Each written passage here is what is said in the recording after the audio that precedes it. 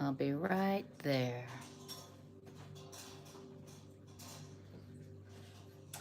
Hi, everybody. Oops, and welcome back to Practical and Healing Applications of a Course in Miracles with me, Anna Kujawa-Quinn. Thank you for joining us today, and thank you for coming to YouTube to watch. All right, and I will be able to monitor over here. I'll be able to see your comments here. So wonderful. I see we got Mary Freeman in the house. Wonderful. And let me do this. Let's see, can I still see the comments? Okay. Still learning the YouTube live stream thing, so thank you for your patience.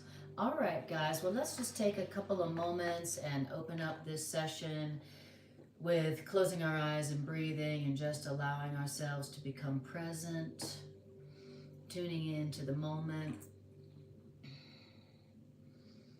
offering this time and space to the spirit of healing, the spirit of truth within us that we share. Let's take a moment and acknowledge the divine spark of intelligence within all of us.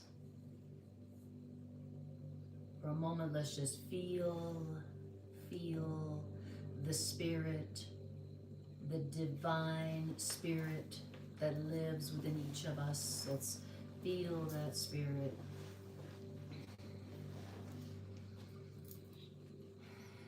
Breathe it in.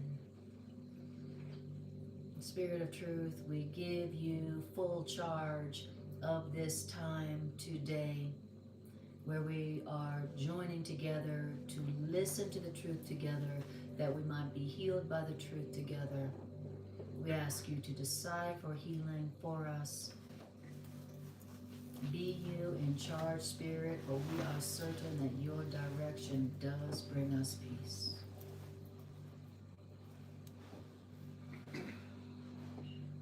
Beautiful. All right. Just gotta pause for the cause for a moment. All right, and I see that Irene's here. Wonderful. Thank you for joining us here.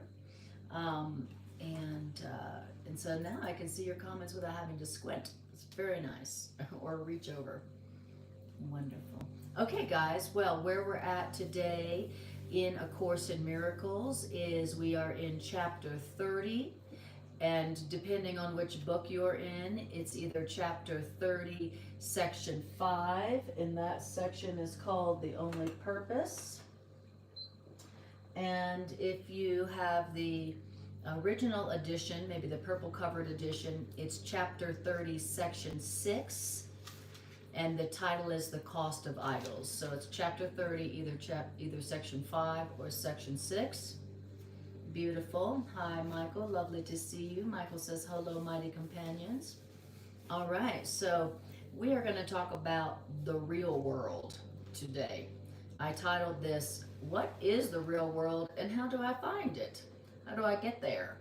Do I have to go down the yellow brick road or what? So that is what we're going to be talking about. And one of the first ways to experience the real world is to hear what it is so that you'll know what it's not. Okay.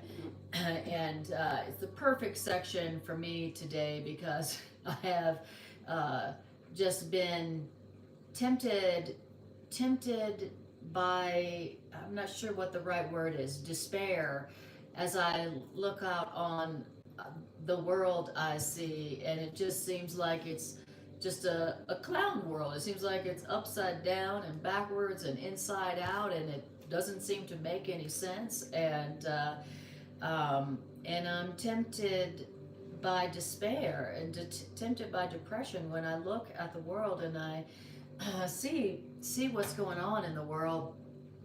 And so I'm very happy to hear that there is another world, and that it's a world that you don't have to die to get to.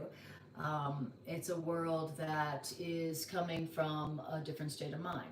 And so I dedicate this class today to experiencing, to doing whatever change of mind that I need to do, or change of purpose in my mind that I might experience a world that, number one, makes sense, that feels safe, where the people who are running the world actually do care about the well-being of the people that they are supposedly a representative of. So I dedicate this section to the finding within my own self, within my own mind, of that, of what the Course in Miracles calls the real world. The Course in Miracles also, in the Course, also refers sometimes to the real world as heaven. So one thing you can know about the real world is that it will feel like heaven. It will seem like heaven, okay?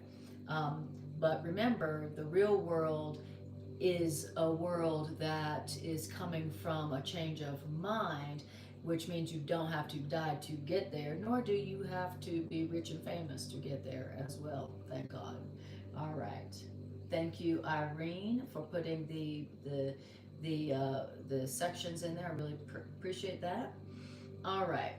Okay, so here we go. In the original edition, the title is The Cost of Idols. In the edited version, the title is The Only Purpose. So here we go. The real world is the state of mind in which the only purpose of the world is seen to be forgiveness. All right, right out the gate, it tells us what the real world is and how you can experience. First thing we heard is it's a state of mind. What kind of state of mind? It's a state of mind where the only purpose of the world, the only underlined purpose of the world is seen to be forgiveness. So when my only purpose really is forgiveness, instead of judging or defending or protecting myself, then I will experience a state of mind that will produce the real world. Okay? So we're told what it is and where it comes from in the first sentence. Great. That's the easy part. And that says the real world's goal is not fear. So this is a world that I'm going to see when my goal isn't fear. As a matter of fact, the real world is the world that I will experience when my mind's purpose is the escape from guilt. Okay? When that's my mind's goal, when that's my mind's purpose, is the escape from guilt, the correction of guilt, the undoing of guilt, the not giving of guilt, the not receiving of guilt, the not accepting of guilt. When that is my mind's purpose, in other words, when my mind's purpose isn't fear, then I will see another world. I will experience the real world. Good to know. This is telling us how to experience, and I love it. You don't have to die to get there. You just got to change your mind about what the world is for, about what the whole world is for. You got to change my mind about what everything that's going on in the world. So I opened up with telling you of my temptation to despair and depression as I look out on the world I see, and that's the opposite of looking out on the world I see and going, this is a call for love. Spirit, show me. My only purpose in the world and looking at the world and perceiving the world is to forgive the world. My only purpose is, Spirit, show me how to forgive the world. As I look out on this war and that war and this war and that and this and the governments, oh my Lord, show me how to not be afraid. Show me how to release from guilt. Show me how to not feel guilty, and show me how to forgive the world I see. Show me. Okay. That's totally different than going, I am really depressed about what I see in the world right now. Okay. So this is how we change our mind so that we have a different state of mind so that we can see a different world, the real world. Okay. The real world, remember, is what feels like heaven. Now, it says, in the real world, the value, in my book, value is underlined, the value of forgiveness is seen and then takes the place of idols, which are sought no longer, for idols, so called gifts, are not held dear. So, in the real world, the value of forgiveness takes the place of idols. Okay, so what is an idol? It is something that is not forgiveness. So it's something that doesn't represent forgiveness. So, in other words, when I look out in the world, what I see that has value is forgiveness, not power, fame, money, physical pleasure. So in the real world, what I value is, I'll see the real world when what I value is forgiveness, release from guilt, instead of all the things that the world says are valuable, like power, fame, money, physical pleasure. No. So in the real world, I won't be, I'll attain the real world by not valuing the things and the experiences that the world says is valuable, power, fame, money, and physical pleasure. I'll be valuing releasing people from guilt. I'll release you from guilt, release you from guilt, release you from guilt, release myself from guilt. Okay? That is another way of accessing and attaining the real world. Okay, good to know. In the real world, no rules are idly set, which means no demands are made of anyone or anything to twist and fit into the dream.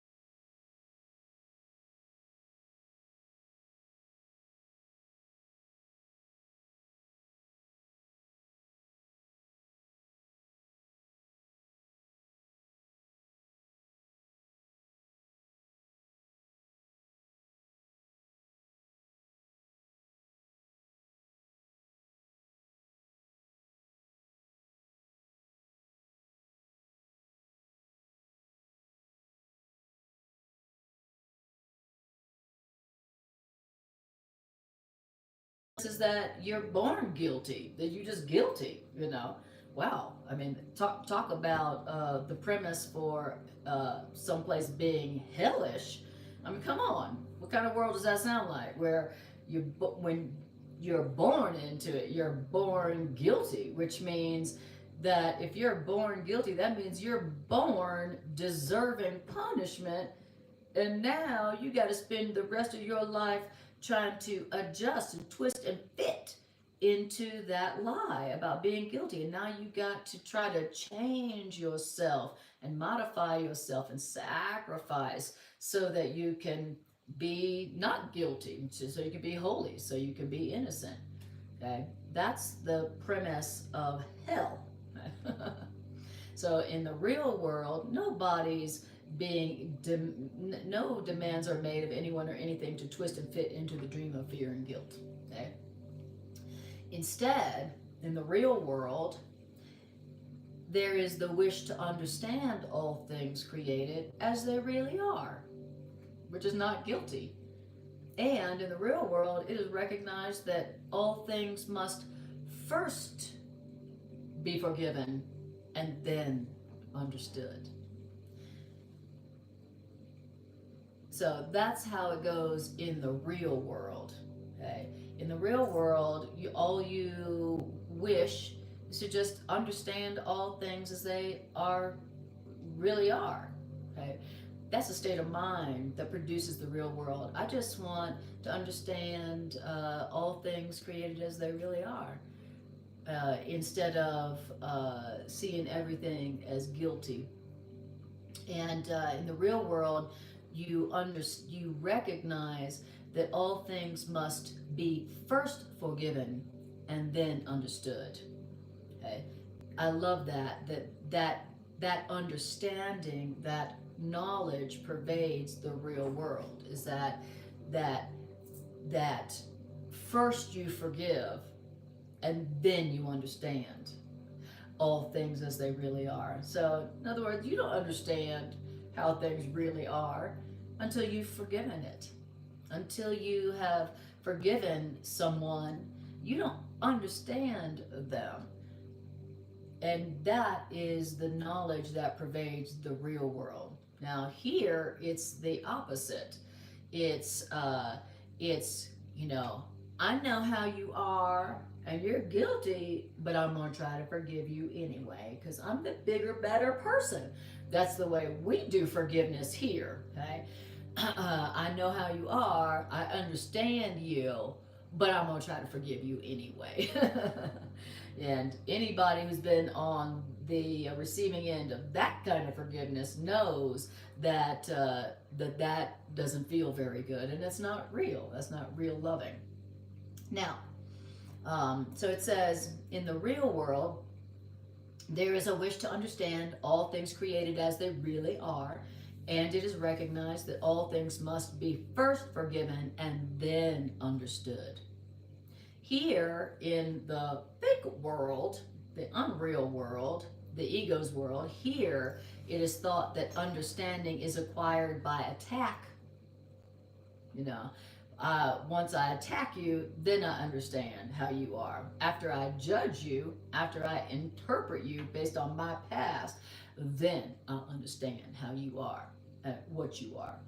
It says, but in the real world, it is clear that by attack is understanding lost. So in the real world, you know that to attack someone is to not understand them. To attack someone is to absolutely lose understanding of who someone is. Okay? In the real world, you understand that only after you forgive somebody do you really understand who and what they really are as created by love. Okay? But in the fake world, that we believe that understanding is acquired by attack. After I judge you according to my past, after I interpret you according to my past, then that means I know you. Okay, so that's how it goes. That's the difference between the unreal world, the world we experience of attack and death, and the real world. All right, beautiful. Thank you. Oh, hi, Aria. Aw, she says it's on mute. Oh, nobody can hear. I lost audio. I wonder what's going on. Thank you for telling me that. I wish I had looked earlier. Let me see. Okay, guys, let me see. I'm going to see why it's on mute. Oh, I see. Thank you so much. Oh my God, I can't believe you've been on mute. I had the volume down. Okay, guys, It's echoing. And now it's echoing? Yeah. I can hear it over here. You can't hear it? Mm-mm. Oh, maybe I'm hearing it through my hearing aid. Yeah. Okay, can you guys hear me now? Can you hear me now? I can hear myself through your hearing aid. Okay. I would like to get to... You don't need the sound on my phone. I know. Oh. Maybe it's on here. Oh, I'm sorry. I just did it on yours. Okay. I'm sorry about that. Okay. Tell me, guys, if you can... Yeah, I'm going to have to get up and... You want me to turn the volume on? Yes, on this one. All right, guys. Thank you so much. We gotta get up, Mike. All right. Where is the comments? Greg, do you know how to get the comments on here? Yeah. The chat? Let's see.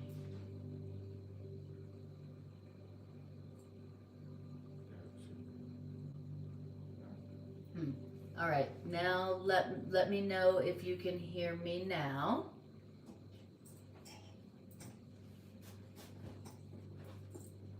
And Greg is working on getting the chat up so that I can see.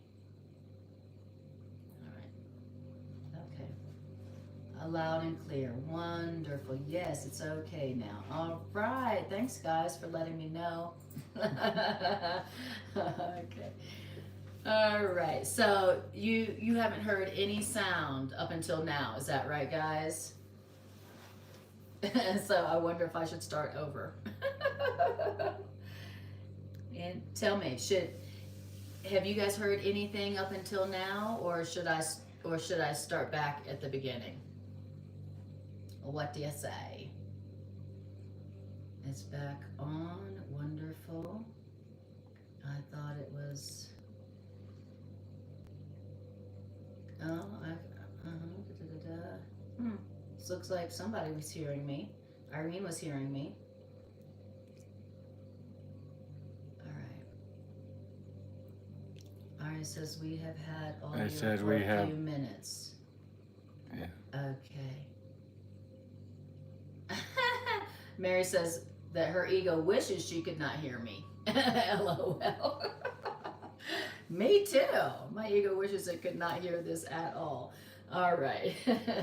Yeah, exactly. My ego does not want me to hear that there's another world that I could be experiencing, except, besides the world that my ego has been offering me. My ego doesn't want me to know that at all.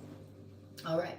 So what we're saying here is that in the real world, it is understood that when you attack, then you lose all understanding. And that if you, in the real world, the understanding is if you want to understand how things really are, if you want to understand who people really are, if you really care to know who someone really is, instead of what your projection of them is, that's a big if, of course.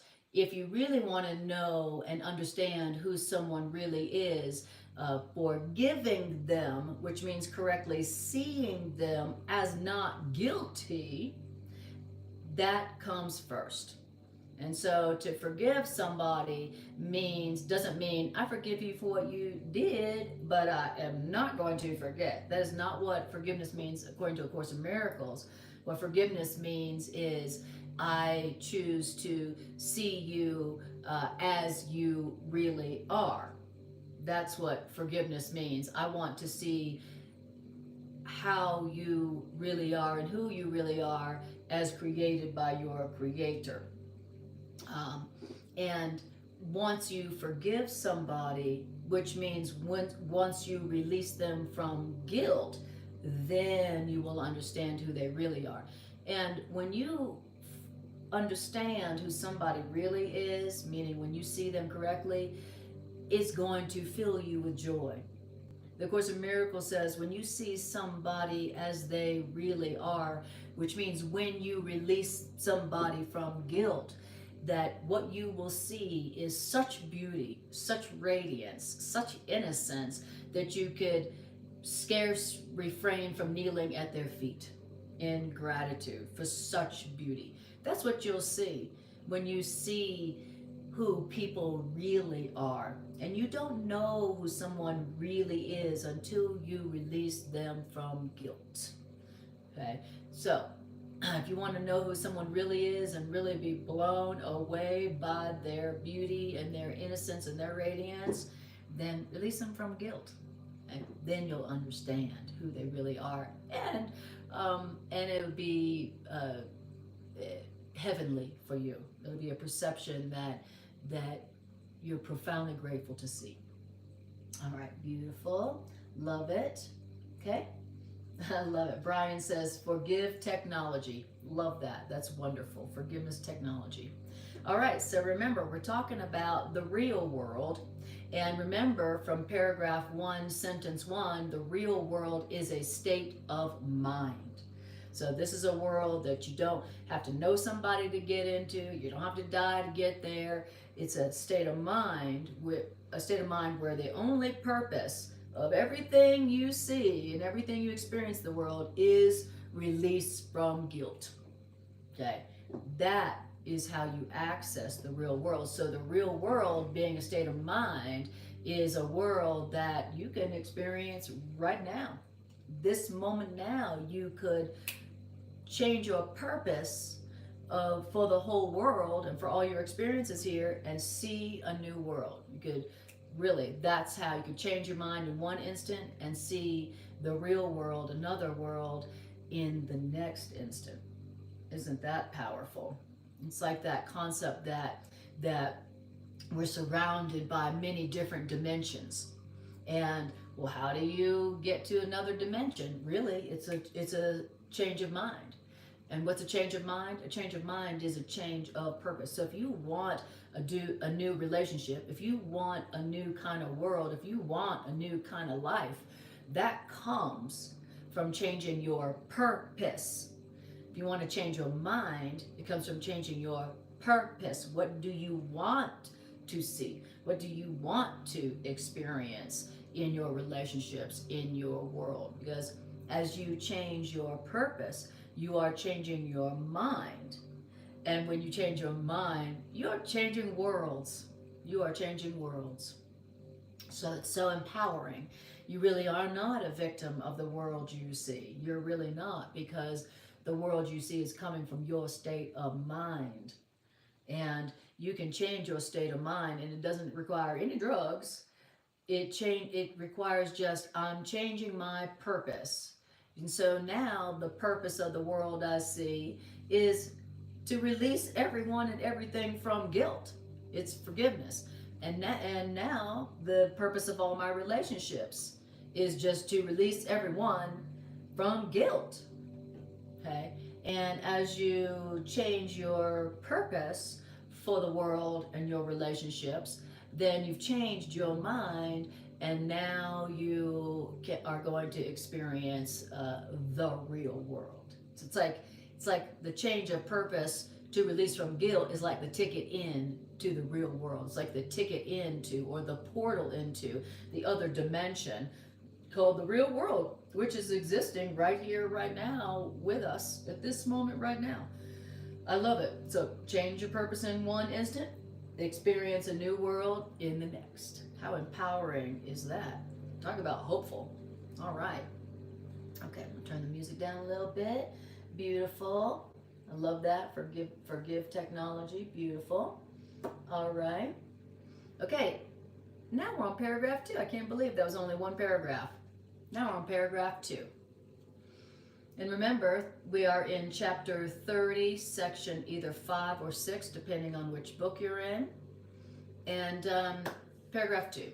The folly of pursuing guilt as goal is fully recognized in the real world. And in the real world, idols are not wanted. So anything that represents guilt, or anything that doesn't last, or anything that's not loving, that's an idol. Idols aren't wanted in the real world. Anything that promotes guilt and fear, that doesn't last, is not loving, in the real world, you don't want any of that stuff. That's what's crazy about this world. People seem to really want things that hurt them. They seem to really value things that aren't loving and that don't last. And here in the fake world, the unreal world, you all seem to want people who are unloving, that give us guilt, whose love is conditional. But in the real world, you don't want anything. You don't want idols. You don't want anything like that. In the real world, the idea of pursuing guilt, the idea of guilt being valuable, is folly. It's a joke. It's folly. That's what you see in the real world. You're like, why would I want to pursue guilt? Why would I value the giving or receiving of guilt? That will only hurt me and make my life hell. So why would I value that? That's what you understand in the real world, and that understanding is what gets you into the real world. Okay? So if you are in a situation that is not joyous and abundant and feels safe, then just know that the way out, and into a situation and a relationship where it's loving and abundant and safe, the way out, the ticket out is change your purpose and make your purpose to release everyone and yourself and everything from guilt. Okay, boom. Now you've just bought the ticket, and now you are going to see a different world, a world of safety and peace. So the folly of pursuing guilt as goal is fully recognized in the real world, and guilt and fear is not wanted in the real world, because in the real world you recognize that guilt is the sole cause of pain in any form. Woo! That's what you recognize in the real world. In the real world, you're like, I don't want to give guilt or accept guilt because that's just going to bring pain. And I don't want pain. I don't want, it's folly to want pain. Why would anybody want pain? Why would anybody go, please, may I have some pain? Right? You know, you wouldn't do that. In the real world, you recognize that that's a joke. And so, all right. And then if you're in the unreal world, you're hearing the cure for pain in any form. So I hear that my way into the real world is release from guilt, and I hear also that whatever pain I have going on, pain in any form that I have going on, the sole cause of that pain is guilt. Wow. I love it. I love it. I love it. I love hearing the answer to any pain in any form that I have going on right now. And I love hearing and being reminded of how I can experience a world where pain is not the norm. So happy to hear about that, because the world I'm experiencing right now is where pain definitely seems to be the norm. The world, the unreal world, the ego world that we're all familiar with, children are born in pain, through pain, and their growth is attended by pain and suffering, and then you die. All right. So I'll read that again because that is so powerful.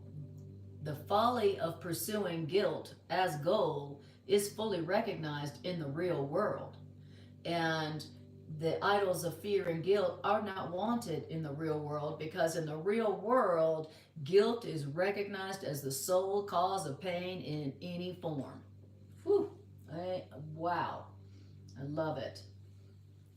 Irene says, yes, make it your purpose to release everyone from guilt, then you'll have happiness and peace. And then Mary says, funny how releasing someone else from guilt makes me feel guilty for placing it on them in the first place. I realize that I am playing God by determining where guilt should be in the first place. Exactly. That's exactly right. When you are offering guilt or accepting guilt, you're actually assuming and acting like you're God, right? You giving guilt is you saying, I created you, person, and I deem you guilty. Or accepting guilt is you saying, well, I created myself, I'm God, and so I deem that I am guilty because I am God, right? So guilt is the giving guilt and accepting guilt. The Course in Miracles says really is the ultimate blasphemy. The Course in Miracles says giving guilt or accepting guilt is blasphemy, because you're saying that my word on me or them is truer than God's. So giving guilt and accepting guilt is the ultimate blasphemy. It's the ultimate arrogance. No, we didn't create ourselves. It's not up to us to establish our reality or anybody else's. And so that's why the Course in Miracles calls guilt a folly, a joke, a very sick joke. All right. So in the real world, no one is tempted by guilt's vain appeal. In the real world, no one's even tempted. In the real world, In the real world, if somebody attempted to give you guilt, you'd be like, oh, the call for love. You would never even be tempted by guilt's vain appeal. What is guilt? It's vain. It's arrogant. Okay? It says, no one is tempted by guilt's vain appeal because suffering and death have been perceived as things unwanted and not striven for in the real world. In the real world, you're not striving for and wanting death and suffering. Okay, that's what's going on in the real world. Here, in the unreal world, we are actually wanting and striving for death and suffering. And that is why the world is so freaking insane and so dangerous. Is because people here actually value and want and pursue death and suffering. How do we know that? Because everyone here is valuing guilt and fear. And when you value guilt and fear, you are valuing death and suffering. And we know we value guilt here. I mean, guilt is like, seems like it's the law of the land here. Okay? And so does suffering and death seem to be the normal state of affairs here. You know, it seems wild to look at the world and say, this is not natural. A world where everyone seems to be pursuing and valuing death and suffering and guilt, and you know, where pain is everywhere, that's not natural at all. That is not natural at all. That is not the way it is. That's not the way reality is. And in the real world is the world where reality is dominant. Okay? Here, reality is not dominant. Here, reality is rejected. And look at our results. When you reject the reality of guiltlessness and innocence of all living creatures, then all you will be experiencing is death and suffering and pain. Right? But so in the real world, you're only valuing reality. What's real? What's true? What is reality as established by the author of reality instead of me and you and them? Okay? All right. Good to know that this world is not a natural. This world is not dominated by reality. And that's why there's so much death and suffering and pain going around. That's what's really going on. Now, in the real world, the possibility of freedom has been grasped and welcomed, and the means by which freedom can be gained can now be understood. That's what's going on in the real world. That's the kind of world I want to live in, where the possibility of freedom has been grasped and welcomed, and now the means for freedom can be gained, and which means the means of freedom can be understood. So in the real world, you're like, my freedom comes from releasing from guilt. All right, I can do that. All right, so freedom is a possibility. All right, that's what you understand in the real world, and that's what you experience. You say, I see my whole way out. I see a way that I can feel free and be truly free, instead of what I feel right now, which is the opposite of freedom. The opposite of free is what we experience right now. We feel limited, we feel hemmed in, we feel like, you know, there's only so much we can do with the very little that we have. We don't feel free in the world as we experience it right now. You got to ask for permission for everything, and you know, it seems like powers bigger and more powerful than us tell us what we can do and when we can do and how much we can do it. But in the real world, the possibility of freedom has been grasped and welcomed, and the means by which you can experience real freedom can now be understood. So if you right now are in an experience where you do not feel free, then understand that what you're hearing about right now is the means for freedom. It's the means by which you can feel free from whatever seems to constrain and limit you right now. You are hearing the means for freedom. And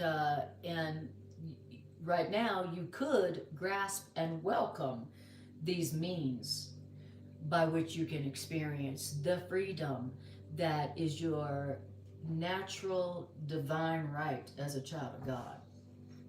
You weren't created a slave. You weren't created limited. You were created free. But because we learned that we were guilty, then we learned that we are limited. But that's not the truth of who and what we are. Okay, so in the real world becomes a place of hope, because the real world's only purpose is to be a place where hope of happiness can be fulfilled. That's what is going down in the real world. Everyone feels full of hope because now the world's only purpose is to be a place where what? A place where hope of happiness can be fulfilled. How would you like to feel like that? I have hope that happiness can be fulfilled, and I'm in a place where hope of happiness can be fulfilled. Like, I have hope of happiness. I see that I'm in a place where my hope to be happy can be fulfilled. Imagine being in a place like that. Imagine being in a state of mind like that, where it's like, I see that my hope of happiness can be fulfilled here. Wow, I love it. I love it. Yeah. Okay. Irene says, if you're in a world without freedom, you are now hearing the means and the way to have freedom. I love it. Let me see here. Oh, that's what I want right there. Beautiful. Okay. And then I'd like to do this. Alrighty. Wonderful. I really appreciate y'all's comments. It's so helpful and inspiring, and it helps us all to have a deeper experience of these words. So thank you for sharing. I really appreciate it. Okay. All right. Well, I'm feeling more hopeful already, and we're only 2.5 paragraphs in. So saying that the real world becomes a place of hope because its only purpose is to be a place where hope of happiness can be fulfilled. And in the real world, no one stands outside this hope of happiness. You know how, like, in this world, there's lots of people who have no hope of happiness. It's like, well, because I was born in this and born over here and born like that, I don't have any hope of happiness. In the real world, no one stands outside of the hope of happiness. There's nobody who's like privileged and other people who are not privileged. In the real world, no one stands outside this hope of happiness, because in the real world, the whole world has been united in the belief that the purpose of the world is one in which all must share, if hope be more than just a dream. So, in a world, unless everyone has the same hope of happiness, then happiness is just an illusion. So in the real world, everybody has the same hopefulness of happiness. Everybody has the same opportunity to experience happiness. In the real world, nobody's left outside. There's no caste system in heaven. There's no segregation. There's no inequality in the real world. Everyone shares in that hope of happiness. Everyone has access to the means of freedom, not only just some people. Okay, so that's how you know whether you're in the real world or the unreal world. In this world, it is not true that everyone has equal access, that everyone has equal hope of happiness. That, in this world, lots of folks stand outside and have no hope of happiness just because of what they were born into. right? Well, it's not like that in the real world. Thank you, God. All right. So, yeah, I love it. And then if everybody doesn't share in that hope of happiness, that access to happiness, the then the happiness of that world is a total illusion. If everybody don't have access to it, then it's an illusion. Okay, so just remember that. Okay, beautiful. Oh, thank you, Irene. Beautiful.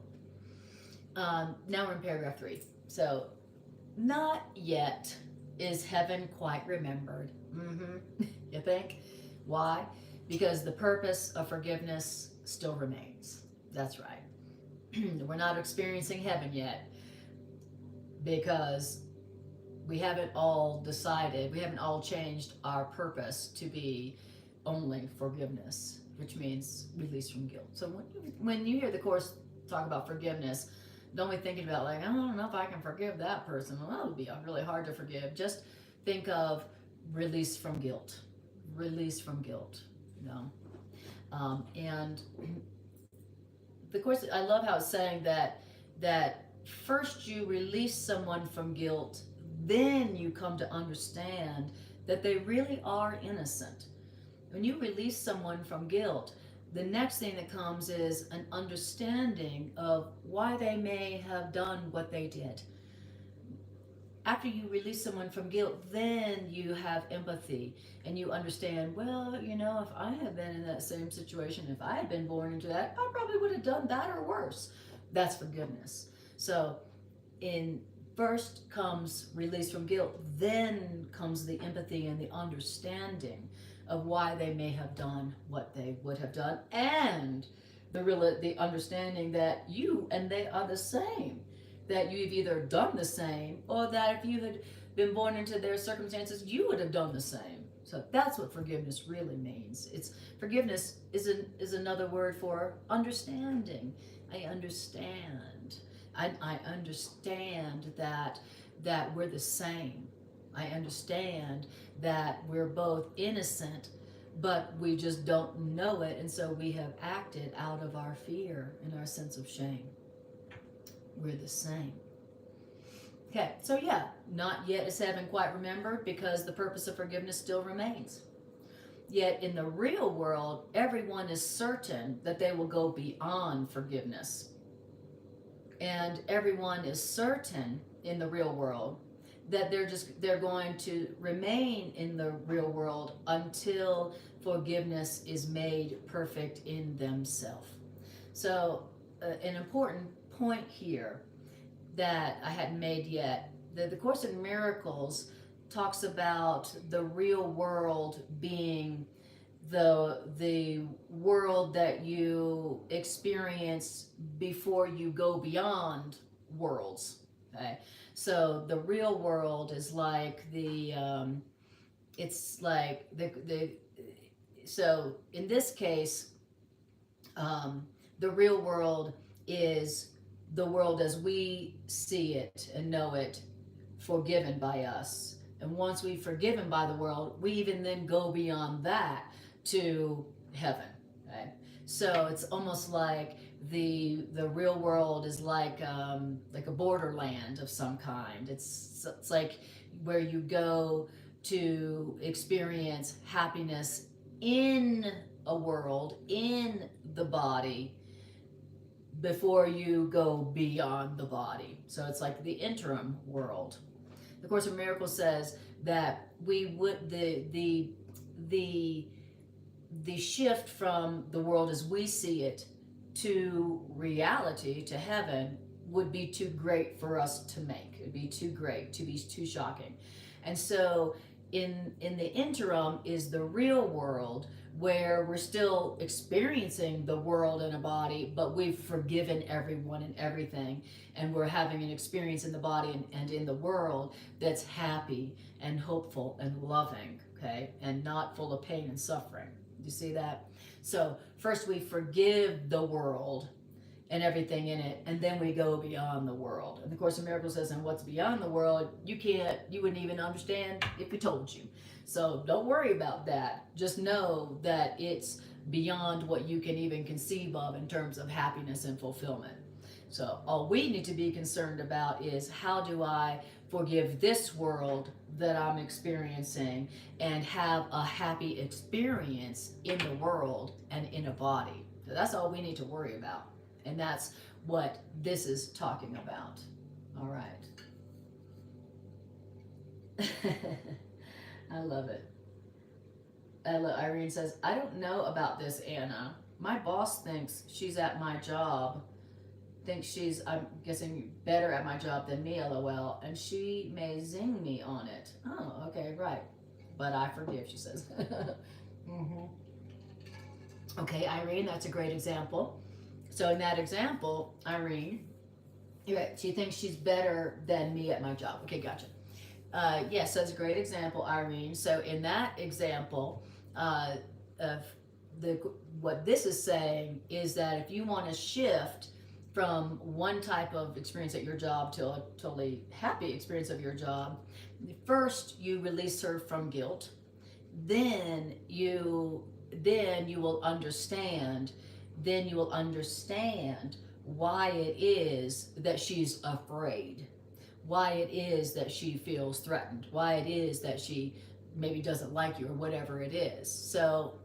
So first you release her from guilt, then you'll have understanding, and understanding leads to empathy, compassion. And when you offer empathy and compassion, it shifts that person. We've all experienced that.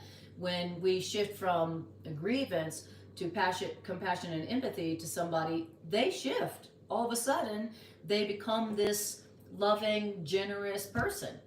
And what shifted there? We did first. So great application, Irene. Wonderful.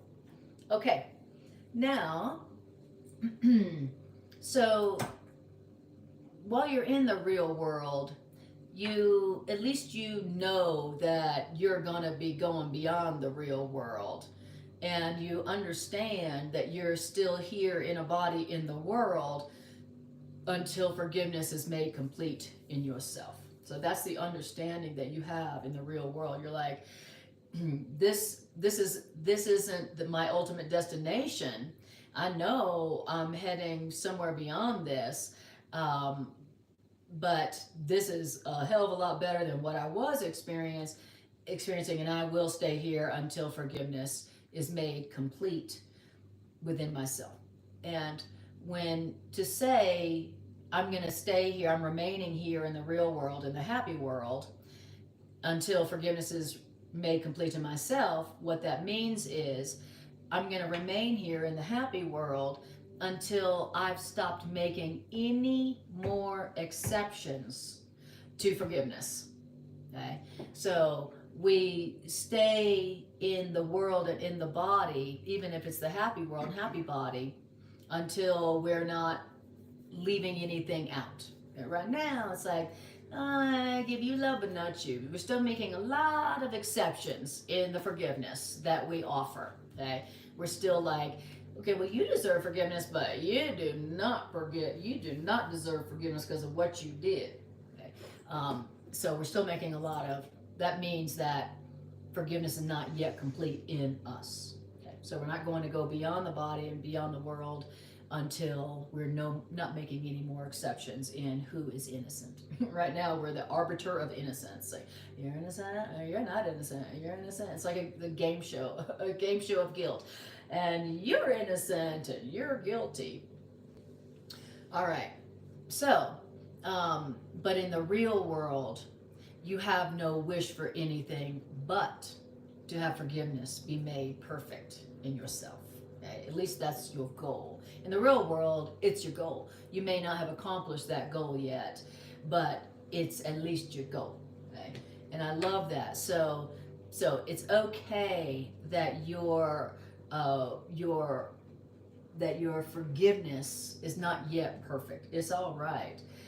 Just the fact that it has become your goal has brought you into a totally different state of mind, which has brought you into a totally different life and a totally different world, and a world that's a big improvement, and a life and a relationship that's a big improvement. upon the life and the relationship and the body that you were experiencing before forgiveness, complete forgiveness was your goal. In the real world, forgiveness is your goal. Correct perception of everyone and everything is your goal. Okay? And that's the way out. If you don't like the world and the relationship you're experiencing right now, and you want to experience a big improvement, then the way out is to change your purpose.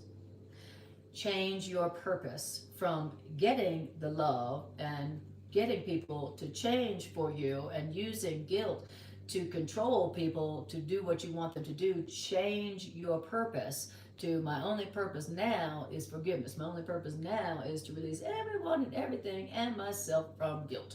Okay? And that is the state of mind that will take you to another kind of world and another kind of life and another kind of relationship that you can only dream of at this time. So that wish for forgiveness doesn't have to be perfect in you. It's just that you have to have that as your only goal now. All right, wonderful.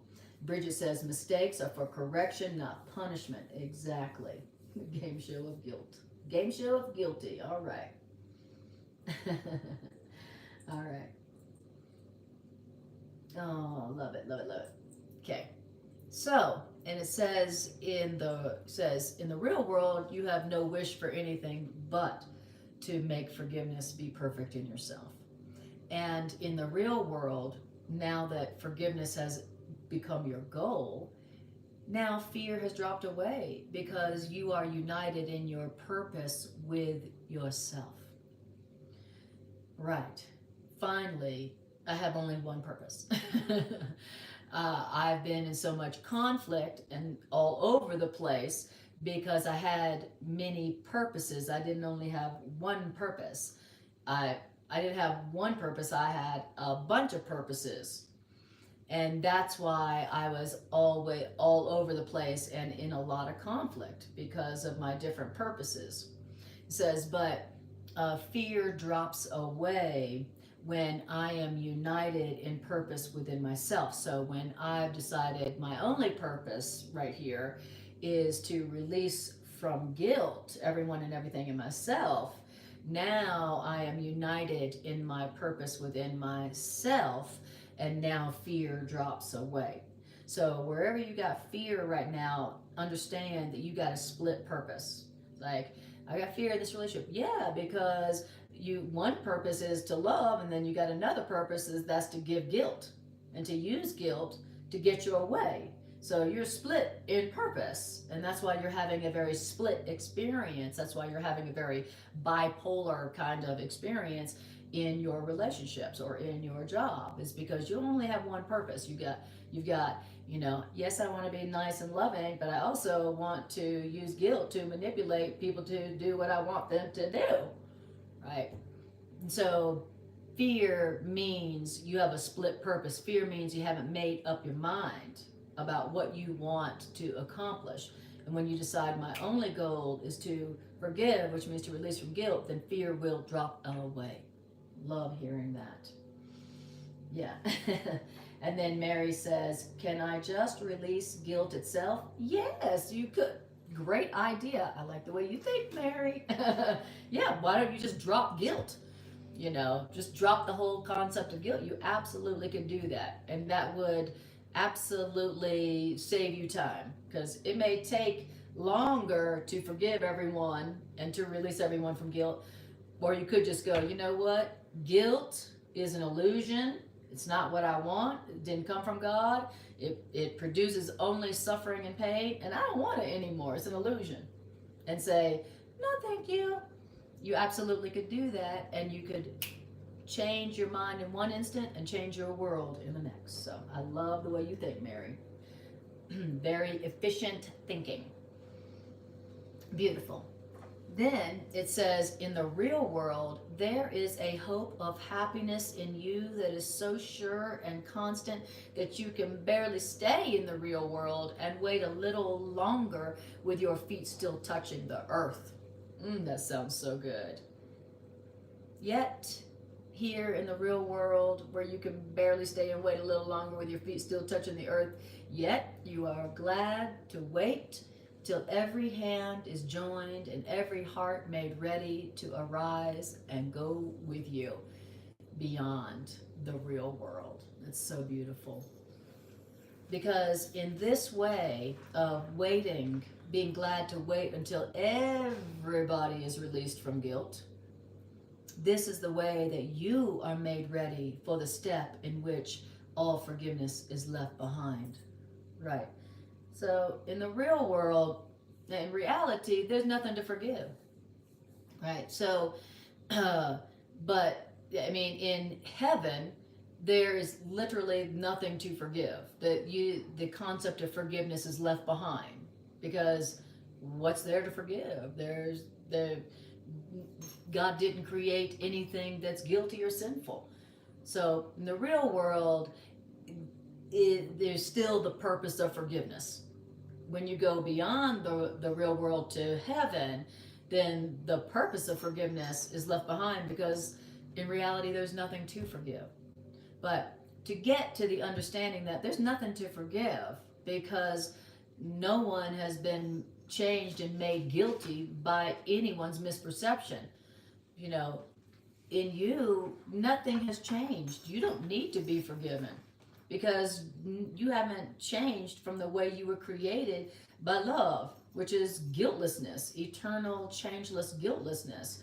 So there's nothing really in truth to forgive, because nothing has happened. You haven't been changed from innocent to guilty because of something that you did. And in the real world, you know, you still think there's something to forgive, and now it's your purpose to forgive, and that's what you're all about. But when you get beyond that, when you get to heaven, you know, which is also a state of mind, then there's no more like, I need to forgive. My purpose is forgiveness, because what is it? It says all forgiveness is left behind. So it goes like this. First, I decide to forgive what I think has happened, to make me guilty or make someone else guilty. First, I forgive what I think has made me something bad, guilty, and wrong. And then I realize, oh, that was impossible. There is nothing to forgive. Okay. And you go beyond forgiveness completely. So, but you don't do that. First you forgive, and then you go beyond forgiveness to the realization there's nothing to forgive. And that's reality. That's being aware of reality. That's being in heaven. Okay. So it says, but the final step, where you go from the real world with the purpose of forgiveness beyond that to heaven, that final step, that's God's. Because it is but God who could create a perfect creation, you, and share God's creatorhood with you. Right? That's what God does. Now, no one outside of reality knows how this can be, because understanding how this could be, that God created perfect creations, and then God shared God's creatorhood with God's creations. If you're not in reality, there's no way you could understand that. So, right now we can't understand that how God has created all of creation perfect, meaning guiltless, sinless, and eternal. And that's all we are, that's all we ever were, that's all we ever will be. And we don't need forgiveness at all. Okay? But if you're not aware of the truth, if you're not aware of reality, then you just can't understand how that could be. That's right. And that's where we're at. We were like, I don't know how that could be, how God could create creation and there not be a speck of guilt or sin anywhere at all within creation. Okay. That's right. No one outside of reality knows how this can be, because understanding that God has created only a perfect creation meaning a creation with no guilt, no sin, understanding that is heaven. And even the real world has a purpose still beneath creation and eternity. But in the real world, fear is gone. Because in the real world's purpose is forgiveness, not idolatry. I love it. So even though the real world isn't creation and eternity, it still has a purpose. Okay? And this is how us, heaven's creations, are prepared to be ourself and to remember that we, heaven's creation, know everything that our Creator understands, and we understand it perfectly with our Creator. Okay, so giving to the world the purpose of forgiveness, which means releasing everyone and everything from guilt, is how we are prepared. So being in a world where that's the whole purpose of everything in the world is how we are prepared to remember that we know everything that our Creator knows, and we understand everything that our Creator understands, and we understand it perfectly with our Creator. Wow, that's what the real world is. The real world is a preparation.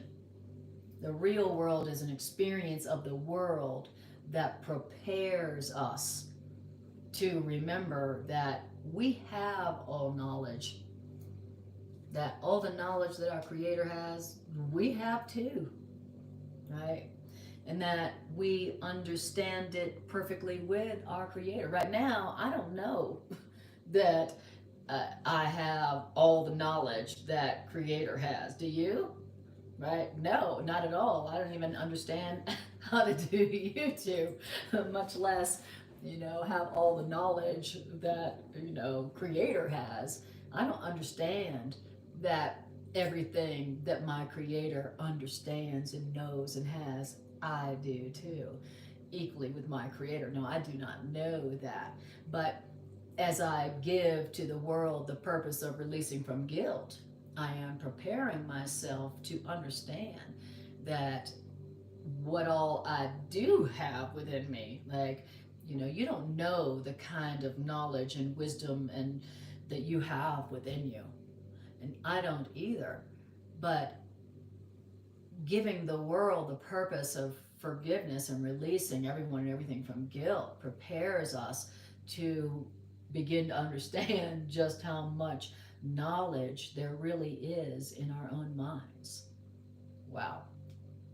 That's exciting. That's exciting to realize how much knowledge you really do have within you, which means that you could access and utilize. Wow, that's pretty amazing to think about what you have in your mind that you just don't know about. You have a brilliance, you have a genius in your own mind that you don't know about. And by giving the world the purpose of forgiveness, you're preparing yourself to find out what you really have in your mind, and it will blow your mind. It will absolutely blow your mind. You have within your mind something that you just could never conceive of at this time. It says, and the real world still falls short of you understanding what all you have in your mind, because this is God's own purpose, only God's, and yet completely shared and perfectly fulfilled. All right. Beautiful. Okay, thank you. Bridget says, I often ask myself, what have I really done? LOL. Yeah, exactly. What have you really done that you're so guilty? What have you really done that you should feel so bad about yourself? What have you really done that you should feel so ashamed of yourself and feel guilty? It's like it's almost like guilt It's just like our default setting, you know. It's like, but why? That doesn't make, why is it that low self-esteem and self-doubt and guilt is just our default setting? Like, what have we done that was so bad that we should automatically feel guilty and ashamed of ourselves? That's a really, really great question to ask yourself, Bridget. I love that. What have I really done that I hate myself so much, or that I have so much self-doubt? Even if I piss someone off, I probably misperceived them, or them, or me. Moving on. Very good.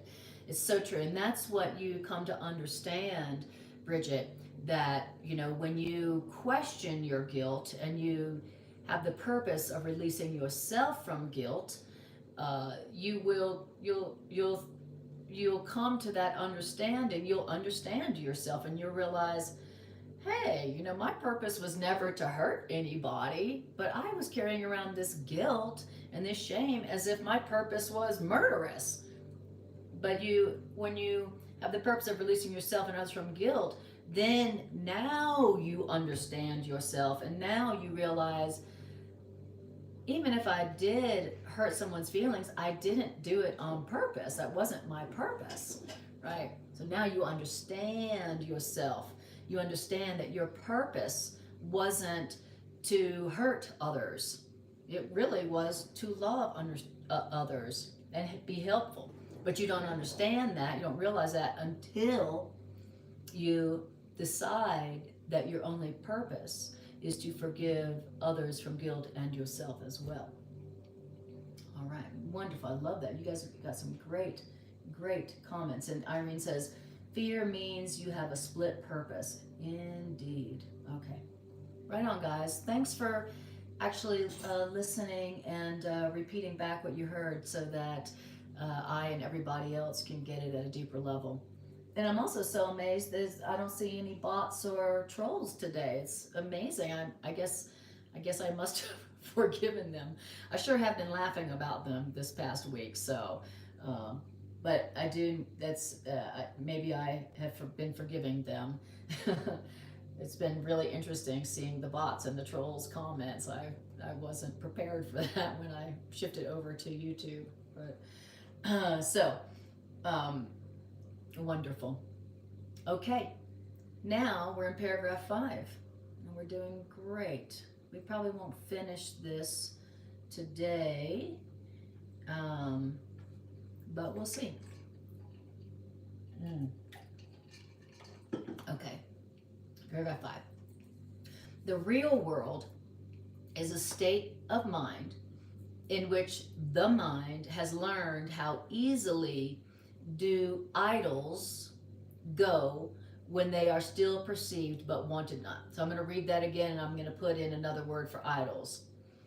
The real world is a state in which the mind has learned how easily does guilt and guilt's effects go when guilt and guilt's effects are still seen but not wanted.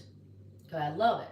So the real world is like, I still see guilt and guilt's effects, but I don't want it anymore. That's not my purpose anymore. I still see guilt and guilt's effects, but I don't want it anymore. I've realized that there's something so much better that I do want, and guilt ain't it.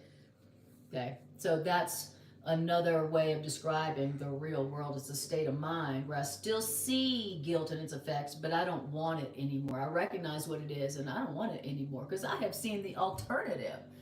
I've seen the alternative to guilt and guilt's effects, and it's awesome. That's what I want. It says, how willingly your mind can let guilt and its effects go when your mind has understood that guilt and its effects are nothing, and they are nowhere, and they are purposeless. Okay? So once you look at guilt and guilt's effects, then you decide, I don't want those anymore. How quickly they go, how willingly your mind lets them go. It's just your mind lets them go. As soon as you go, I don't want that at all, then as soon as you see that you don't want it, then in the next moment You just let it go, you know. And here, this is how you let go of grievances and sicknesses and patterns that you have been holding on to for a long time. So, you know, those patterns and those addictions and those grievances that you've been like trying to let go, trying to heal, trying to let go. I'm trying to let go of that grievance. Oh, I'm trying to let go of that relationship pattern. Oh, I'm trying to let go of this sickness. I've been trying. And, but I still have it. Well, as soon as you recognize it as guilt and guilt's effects, and you remember, I don't want that anymore, then literally it's like the easiest thing in the world to let go of that pattern, that addiction or that grievance that you've been trying to let go. The reason why it was the reason why it seemed like you couldn't let go of that grievance or that relationship pattern or that illness that you have for so long is because you didn't recognize that that was guilt that you were wanting. You didn't recognize that that was only guilt, and you hadn't decided yet that you didn't want guilt. Okay, you were still, you know, still seeing value in guilt. Lord knows, yes, we were still seeing value in guilt, which means we were still seeing value in the relationship pattern. We're still seeing value in the addiction. We're still seeing value in the illness because we were still seeing value in guilt. We were still using guilt to manipulate others, and we were still allowing people to use guilt to manipulate us. And so we didn't make the connection, though, between the sickness, the pattern, the grievance, and the guilt that we were still valuing. As soon as we go, oh, that sickness, that pattern, that grievance, that suffering is that is a symptom of guilt I'm giving or accepting, and I don't want guilt anymore, then how willingly your mind lets it go, no matter how long you had been suffering with those. Wow, I love it. And you go, that the guilt, all the guilt in that, I don't want it. That guilt is nowhere and nothing, and I don't want it anymore. And then there it goes, how willingly your mind just lets it go. And you're like, man, all this time, my mind could have just let it go. I thought that was a relationship pattern and an illness and a grievance that I was going to have for my whole life. I've been trying to let that go and trying to cure that for years. And my mind could have just let it go like that. And this is how that happens. When you look at it and you understand that that is a manifestation of guilt and that you don't want guilt anymore, then your mind just willingly lets it go and it's gone. So I love hearing that. I love being reminded how it is that my mind can willingly let go of some pattern and problem that I've been struggling with and trying to cure for years and years. At first, I see it as it is. First, I forgive it, for I forgive them, I forgive myself, I release myself from guilt for wanting the guilt, and then guilt's effects, death and suffering. And then I remember, I don't want that. And then I just let it go like that. And that's how it goes. Brian says, I also like Eckhart Tolle's notion of unconsciousness. Those things have helped me forgive, but I'm still learning. Beautiful, beautiful. I love that too. Mary says, should I ask why I wanted guilt in the first place? You could, but Mary, it's a great question. And what we heard here is that in the real world, you forgive, you release from guilt first, and then you understand. So once you go, I don't want guilt. I don't want to give guilt. I don't want to receive guilt. Guilt is an illusion. Guilt is the sole cause of suffering and pain in any form. I don't want it. Then after that, you will understand why you wanted it in the first place. So remember, release from guilt comes first, then understanding comes second. Okay? All right. Great question. Really good question. All right. Now, then it says, because only then, once your mind has willingly let go of guilt and guilt's effects, which is pain and suffering in any form, only then can guilt and sin be seen without a purpose. So only after you let it go willingly, because you realize you don't want guilt and guilt's effects, only then can guilt and sin be seen without a purpose, which means meaningless. Okay? So first you let it go because you don't want it, and then you realize guilt is completely purposeless and meaningless. I love it. So it's not like first I recognize it's meaningless, then I let it go. It's like, no, I let it go. I don't want that. To let something go means I don't want it anymore. So how do you get rid of a pattern? You go, this pattern is coming from guilt and my belief in sin, and I don't want it anymore. That my purpose is to release from guilt, and then you're able to just let it go, and then it's gone. And when you have seen that guilt and sin is without a purpose and it's meaningless, then is the real world's purpose gently brought into awareness to replace the goal of guilt and sin.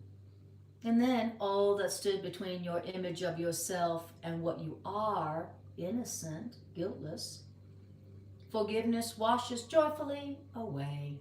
I love it. So once you've decided that your only purpose is release from guilt, I mean, you don't want the goal of guilt and sin anymore, then everything that stood between your image of yourself and what you really are, just, what is it? Just forgiveness just washes joyfully away. So beautiful. Yet God does not need to create you again, that what is yours be given back to you. So in other words, it's not like you need to be made new again. You don't need to be remade. You don't need to be reborn. You know, you never were guilty or sinful in the first place, so you don't need to be created again. You know, you were created guiltless and sinless from the beginning, and you have remained that way. God doesn't have to create you again, or you don't have to be reborn, you know, again to be what you are, which is guiltless and sinless. The gap between you and others was really never there. And what you knew in creation, you must know again. So you are going to get back to where you were in the beginning. The truth is that nothing has changed, you know, and the gap between you and others that you have always perceived between you and others put there by guilt, it was never there. So whatever separation you have seen between you and others put there by guilt of some kind was never there. There was never any kind of gap between you and others. Okay? The guilt that you put between you and others was never there. You and others have always been the same, always equally innocent. The separation and the differences that we've seen between ourselves and others, that the belief in guilt and sin put there, was never there. We've always been exactly the same and equal in our innocence. That's the truth. And what we knew in creation, which is that we were created guiltless and sinless forever, and nothing can change that, we will know, we must know again. Okay, so there's a glimpse of your future. So the Course is always telling us, you know, where we're going to. And it's always fills me with such hope. It's like, okay, great, that feels good to know that that's what's inevitable. The ego tells me that what's inevitable is death and dissolution.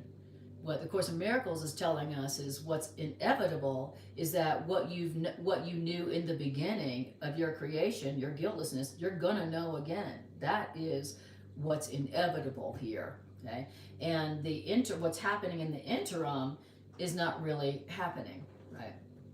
So, okay, beautiful. All right, well, how about we stop here? I'll do a little bit of a integration meditation, and then we'll stop there. Okay, beautiful. So announcements are all the classes that I do and that Greg and I do together. They are listed in the description of this class, and also in the description of this class is a way to contact me to schedule a Miracle Psychotherapeutic Session. I'm a holistic psychotherapist, and I have developed a therapeutic niche called Miracle Psychotherapeutics, where I'm offering psychotherapy to folks who could use some support, some mental, emotional, spiritual support, but they want it from A Course in Miracles perspective.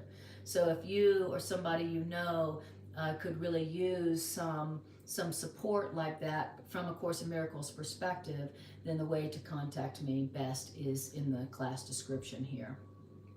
All right. Okay. Also, if you would like to support these ideas in moving out into the world and being strengthened, then like, share, and subscribe.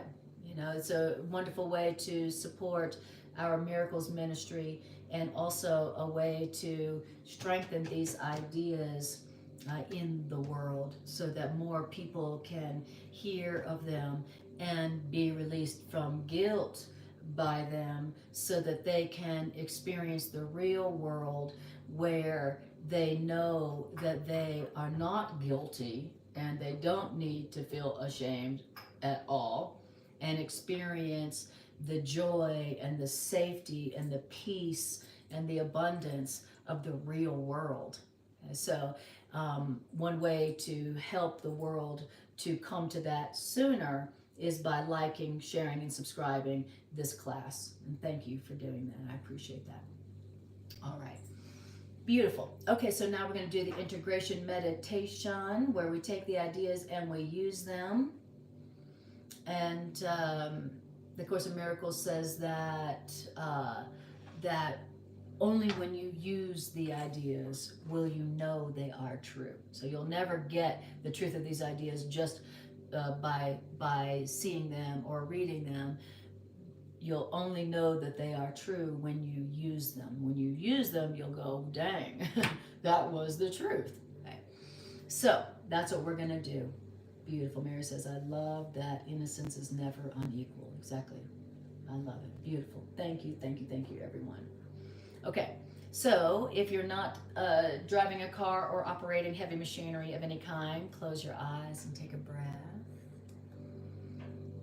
And just feel within. Draw your awareness inward. Notice how you feel on the inside, having heard these ideas.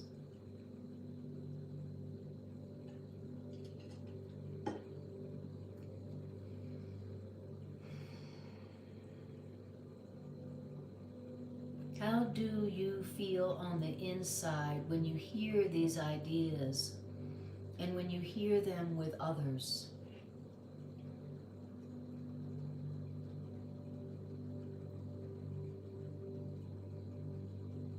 And take note. Beautiful. All right. So, I want you to bring to your awareness a situation where you are experiencing pain in any form, body, mind, or spirit, emotional, psychological, spiritual, physical. Where is it that pain seems real in your perception?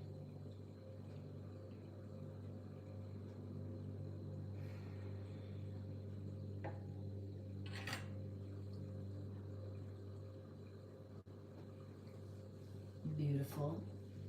Now, I want you to tell yourself that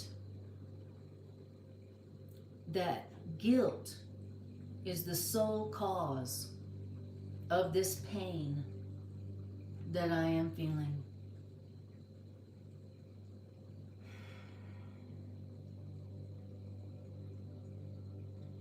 Tell yourself, I am experiencing this pain in any form because I have valued and pursued guilt in this situation, in this relationship. Whether it's a relationship with yourself or a relationship with another, tell yourself or ask yourself, in this situation or this relationship, where is it that I was using guilt to manipulate to get my way? Or where was it that I accepted guilt from somebody who was using guilt to manipulate me to get their way?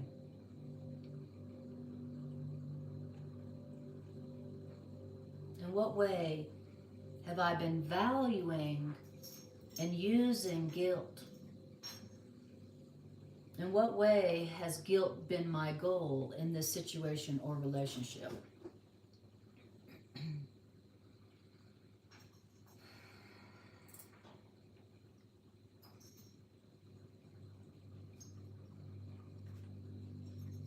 Beautiful. And now, I want you to now decide that you're changing your mind about what you want and what is your goal in this situation or relationship. I'm changing my mind about my goal in this situation or relationship. My only goal now in this relationship or situation is to release from guilt. They release from guilt. Releasing them from guilt and releasing myself from guilt. I'm changing my mind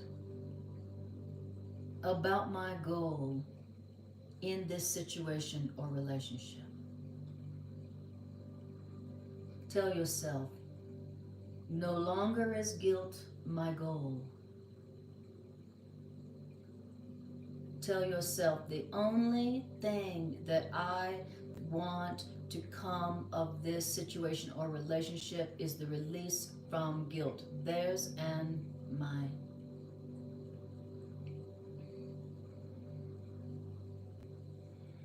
And take a breath.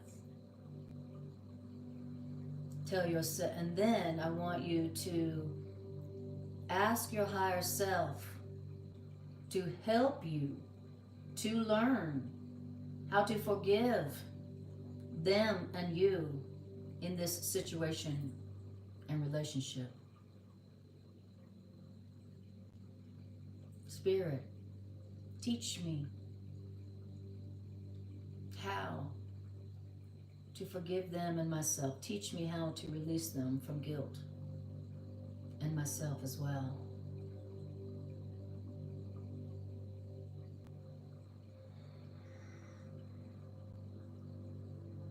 Tell your higher self, I want to experience a new relationship.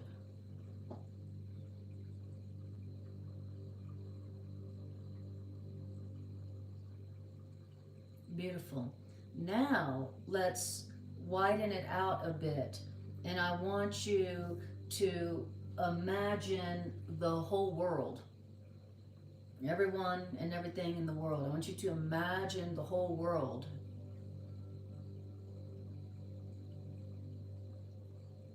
And I want you to say to yourself,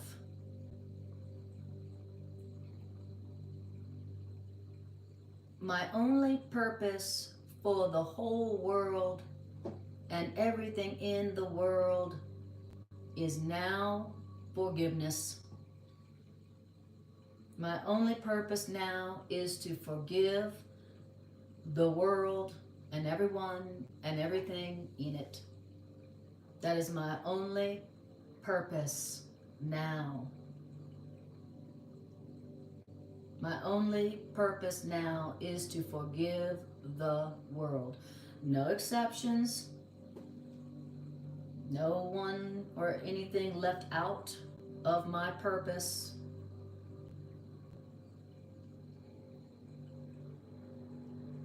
Because I want to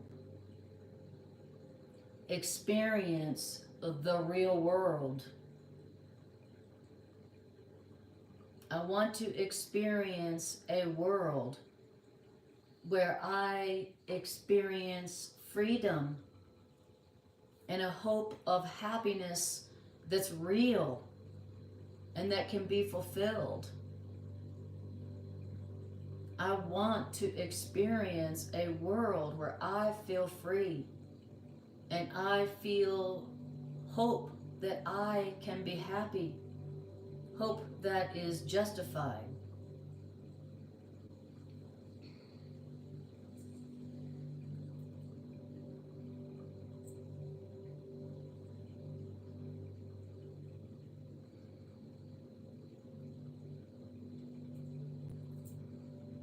And breathe.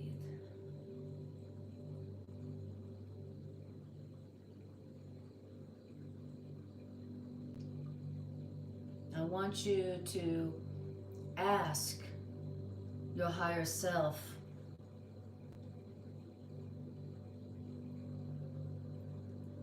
to help you to remember that your only goal for the world, for everything in the world, everyone in the world, is forgiveness. Higher self, please help me remember this. This is what I want. I'm asking for you to not let me forget. Help me to remember. When I forget and think guilt holds out something I want, remind me. When I'm tempted to value guilt and to want guilt, which is to want suffering and pain, remind me, please. Help me to remember that guilt is not what I want. Help me to remember that guilt does not bring me what I want. I do not want suffering and pain and death anymore. Help me to remember that when I am valuing and using guilt, I am wanting and valuing and asking for pain and death and destruction. Help me to remember that, higher self. Help me to remember that there is another world where I feel free and I feel safe and I feel happy and I feel equal, where I have all the knowledge that my Creator has and all the love and power and eternal life that my Creator has. I want to experience the real world. Beyond this world, there is a world I want. And forgiveness is the ticket. So when I forget, higher self, help me to remember. I want to remember what I really want, because I want to experience the real world. A world I feel safe, a world in which I feel innocent, a world in which I feel supported, a world in which I feel free, a world in which I feel abundantly provided for, a world where I never feel left out.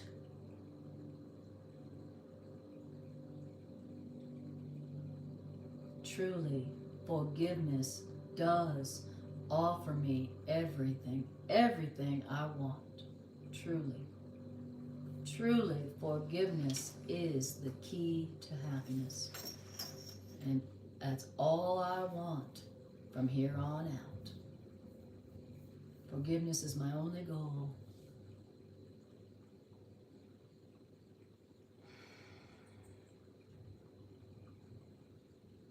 And allow that decision to set within you. Forgiveness is my only goal, my only one purpose for the world.